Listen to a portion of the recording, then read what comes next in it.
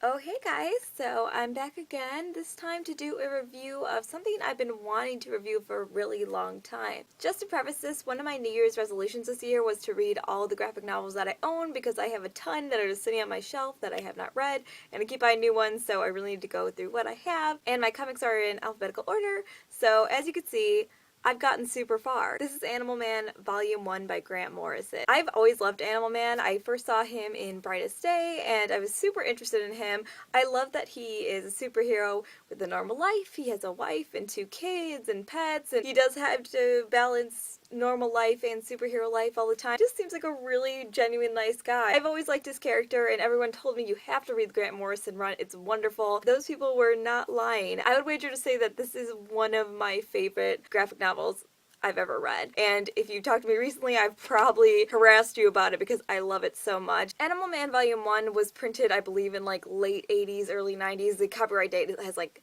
12 different dates on there. I guess I should tell you about Animal Man first before I start all this. He has the power to absorb animals' abilities that are nearby. His powers do develop differently later in the series, but that's his main power set. Basically, a spaceship blew up in his face, and he got animal powers because of it. Animal Man Volume 1 is mostly about Buddy trying to decide if he wants to become a full-time superhero versus him being a stuntman, which he usually does. Yeah, he wants to become a full-time superhero, and one of the first things he ends up doing is he gets called to a science lab where the monkeys that they have been testing on have been formed into one, like, big gross, like, gelatinous ball of monkeys, and they're trying to figure out why this is happening, and there's a bunch of humans that are being morphed with animals. Strange stuff is going on, and they want Animal Man to fix it. And to be super honest, the main storyline is not that interesting. It was kind of my least favorite part of this book, besides one other storyline. Obviously, this goes through several issues, several storylines. That's just the main one, and I think that ends around, like, issue 5 or 6. There's a bunch of, like, mini stories through the other issues that I find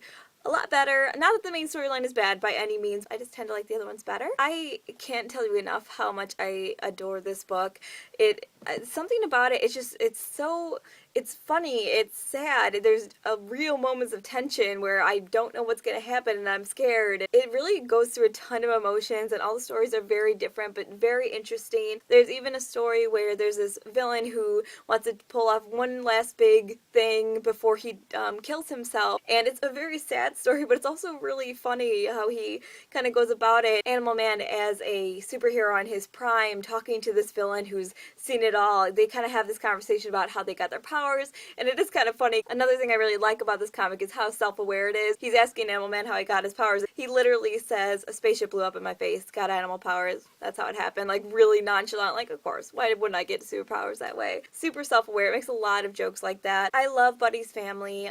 His wife is a badass, and his kids are like typical kind of snotty kids. I love the way he interacts with his family, and even just his pets. Like, there's a whole scene of him holding up his kitten and talking to his kitten, TC, and it's just hilarious. It's just relatable and funny. There is one really weird story about a cartoon character that comes to life and, like, keeps getting killed and can't die. Very strange. That's the only story where I'm like, okay, I don't totally get it, but, well, I get it, but it's not my favorite in the book. God, I wish I could talk more about this, but I would just kind of gush about how much I like it. I understand a lot of people don't like Grant Morrison, and based on the other volumes, I kind of get it, but if nothing else, if you have never read about Animal Man before, if you were interested in Grant Morrison's writing, anything like that, I would super suggest reading this graphic novel. If you don't want to read the other volumes, that's a-okay, but this one is great. I appreciate that you guys liked the Comic Bento video so much. I hope to have a follow-up review up very soon. I want to read all those this weekend, so I'm sure I will get back to you. I apologize, my cat is down here who is making a ruckus, which he typically does. Yeah, I guess that's all for today. I will see you guys super soon, and